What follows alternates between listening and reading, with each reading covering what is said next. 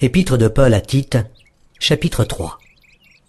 Rappelle-leur d'être soumis aux magistrats et aux autorités, d'obéir, d'être prêts à toute bonne œuvre, de ne médire de personne, d'être pacifique, modéré, plein de douceur envers tous les hommes.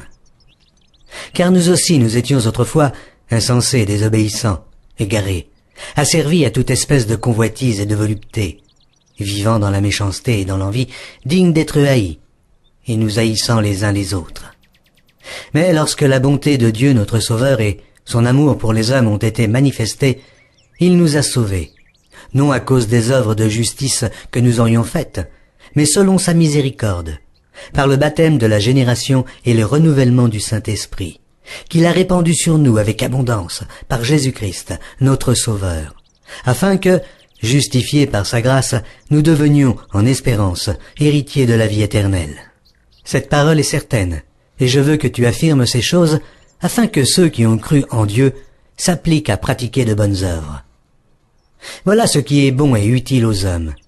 Mais évite les discussions folles, les généalogies, les querelles, les disputes relatives à la loi, car elles sont inutiles et vaines.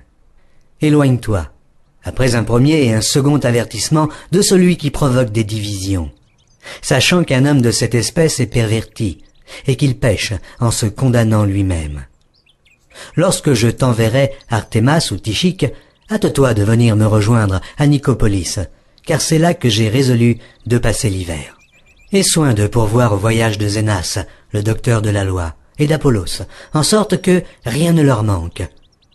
Il faut que les nôtres aussi apprennent à pratiquer de bonnes œuvres pour subvenir aux besoins pressants, afin qu'ils ne soient pas sans produire des fruits.